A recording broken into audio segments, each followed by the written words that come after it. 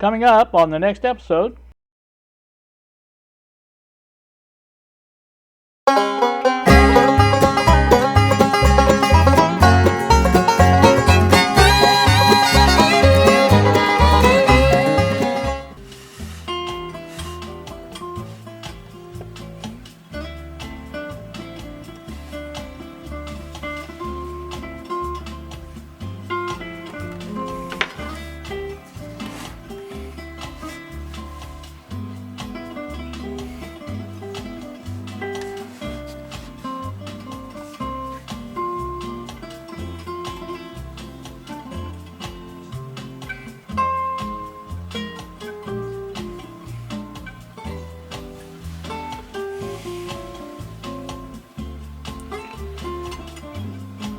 Good Tuesday afternoon to you all, YouTube.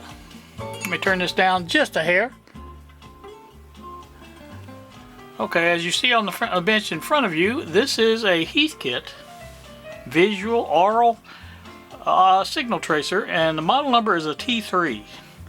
Now, some of you may have been following along with Jack's video on one of these, and may be interested in knowing that this is direct from this great state of California, and this is this is Jack's T3. Jack contacted me some time ago and asked me to basically double check his work and see if I could figure out why this was not working properly. From watching his videos so far, and there's still one more to go on his series. But I told him I would go ahead and make this intro video today and give you a look at the basic signal tracer.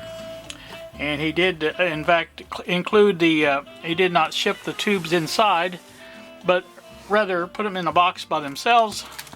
So there they are. Those will be opened here sometime soon. And in addition to that, the probe as well. So there is everything necessary to basically troubleshoot this little item and get it working. So basically what we're going to do today is look at this inside and out. Well, you can see the outside. It's a nice looking piece of equipment. It's very clean, very nice.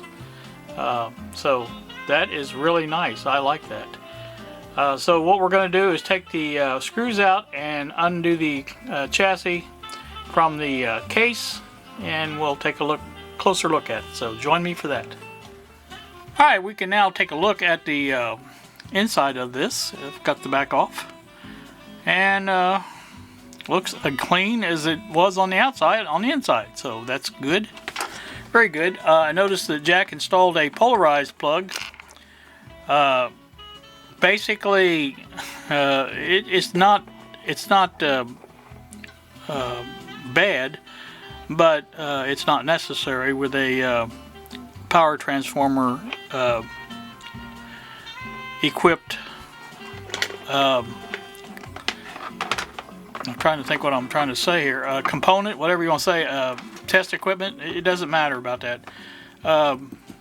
The power transformer isolates it from the line, and that's really all you really need to do. So, like I say, it doesn't hurt to have a polarized cord, but again, not necessary with a transformer. So let me go ahead, and this is his little, I like that, I really do. Plastic, I hope it holds up. Like I say, it looks like it would. I've got some plastic standoffs just like that. I bought for another project and never used, but yeah, those are nice. Couple things that struck me so far, and again, I haven't seen his last video yet, but a couple of items that struck me so far was the fact that it is taking audio in the front here. This is the audio jack, or the RF jack, I think, whichever it is, and I noticed right away there's nothing hooked to that, but of course it does ground to the chassis. It's usually a good idea to go ahead and hook those up, strictly because they just make better connection than the chassis would. So that's not a big deal though, because he's tested this on audio and RF as well. And let me double check, make sure which is which. Okay, the outside one is RF and the inside is audio. So I was pretty much correct. This is RF, and like I say, that's got the capacitor on it and comes up to here. Now, as far as the high gain switch, looking at the schematic, and I'll flash that picture up here, we can see that basically the RF, or the high gain switch, the only thing it does is basically cuts off the RF. If you think about it, because it just grounds the switch is all it does, or the input is all it does. So once you do that, well, you know, that's pretty much that's no good anymore. So that's why it doesn't, or at least that's the way it's supposed to work. Now I don't see the switch going directly to that, but there is a switch wire going here, which again, that's past that 2.2 whatever ohm resistor that is. Looks like green, but I can't tell for sure. And if that's it, I don't know. That may be it. I don't know. Let's see. Yep, that's the high gain switch. Top one's the speaker. So again, that grounds the audio, is basically all that does. It might be a little bit loose, but not too bad. That's your grid cap for the first tube there. Basically, what this circuit does, feeds RF into this circuit here, comes into the grid cap, and is amplified with this tube here. And so that's your high gain, basically. If you turn that high gain off, the only thing you get is audio, or the audio input, I should say. It's really confusing about the way they've got that labeled, and I think they changed that around with the T4, because my T4 doesn't say that. In fact, I don't think there is a high gain switch on it. So, like I said, that's either here or there. But so anyway, that's a good look at that. And basically, what I'm trying to say here, it looks like Jack has done his correct as far as his soldering is concerned, and you know, things like that. He replaced these switches, I think, in the last video I watched, and those look nice. Look like they're going to be work good. And yes, he used double pull, double throw, but again, that's all you need is one section of that, and he was right on that too. So those work just fine, and so that's good. So that's real good. Checking the connection to the speaker there, that looks good, because we know the speaker switch works. We heard him shut the audio off, and that works well, so that's not a problem. It shouldn't be anyway.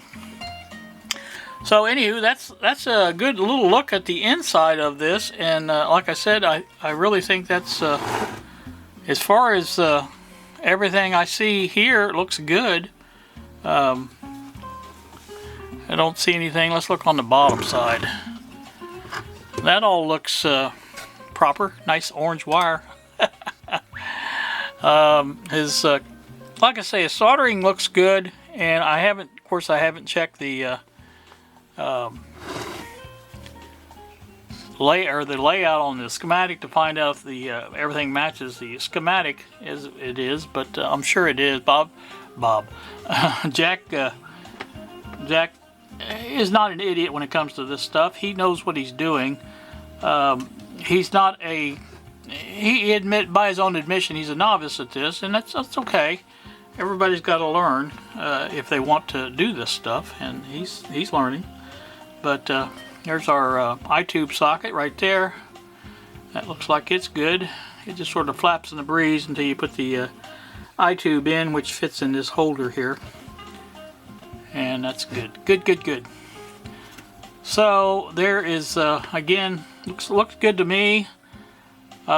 Just by looking at it, I'm not, again, comparing it to the schematic or anything like that, but it looks good. So Jack's primary goal for this is for this side to work, and he said he didn't care anything about the watt meter and this stuff over here. Obviously these should work as far as the output transformer and the speaker connection. So other than that, you know, I think that's all he's. And the noise, I don't really think he's going to use the noise. One thing I did notice on his And this would drive, I told him, Jack, that drive me crazy to have that knob like that. I have to have it where it's supposed to point to. And his knobs are not tight on there, so I'm going to correct that for him. I told him I would. And get this gain back where it's supposed to be. It should be here at 100 and should be 0 at 0. So, so I told him I'm going to do that, but like I said, he said, go ahead and do what you need to do. So, again, the high gain switch is right there. And like I said, the only thing I can see is that grounds the input, and which makes your RF useless. And the only way you can get audio in, or any kind of input in, is through the audio jack. Now, I think his probe is an RF probe, I believe. And I haven't looked at it, and I haven't looked at the schematic for it or anything like that.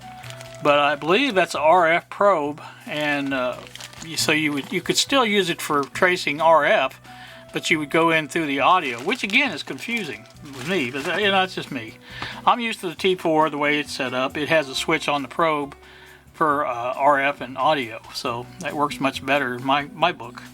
So, but obviously it's a later design. They learn from their mistakes and things like that. But again, nice looking unit and very, very well done. And again, I kind of look forward to looking this over and comparing it with the schematic. And what I'll probably do is probably do that offline and see that, make sure his work, he asked me to do that, to make sure his work is good as far as where he's got things, the solder joints, things like that. And we will do that. Also, we'll at some point we will take a I told him I was going to use a signal tracer to repair his signal tracer. So what we'll do is follow the signal, and I may not even use, I may use a scope. That little scope would be kind of handy for this, I think. And we'll trace the signal coming in through the tube, find out what the difference is on the input of the tube, the output of the tube. And I don't really think it's in this stage here. I think it's in the audio stage. Something is not letting the full audio through, I think. It could be this, could be the speaker, it could be a lot of different things. Now, just because the speaker works and you hear sound coming out of it doesn't mean it's good. So, that's always a possibility. And that's one of the things we will look at. So, alright, that's going to do my little opening intro for this video, and I hope you've enjoyed this. Again, I told Jack that I probably would make 3 videos on this. One intro, and one repair, and one follow-up, or whatever you want to call it, with the probe, maybe put the probe together and things like that. He supplied the BNC in for it, but he didn't put it on there, so I told him I'd go ahead and put that on for him, and that'll be ready to use that way. And so that's all good. Like I say, that's coming up. Again, no time frame for this. Jack told me to take my time, just do whatever at my leisure, not to basically interrupt my stuff. And I said, well, it's okay, I don't really have stuff. I mean, I do, but nothing I do is important. It's just that when I feel like doing something, I do it. And you guys all know that, so. Alright, like I said, I'm flapped long enough. I'm hoping the music in the background doesn't bother anybody. This is the Rio, Evening in Rio is what it's called, and I finally found, I was really starting to worry about that little Kenwood. I have not seen that since I did the Bluetooth on it, and that's almost a year ago, and so I got to look, and it was not in the garage, and that's where I said I was going to put it, but it was not out there. And so I started looking around the house, finally found it in the kitchen closet, the pantry closet. And so anyway, sure enough, the CDs were still in it. I got the CDs out of it, and I've got the little Kenwood sitting in here in my room now on top of my dresser, and that'll keep it out of harm's way. I don't really care for it sitting in there. It's a nice little unit, and I do want to put it back out in the garage eventually, but we'll see. Alright, you guys have a great day. Thank you so much for watching, and we will see ya.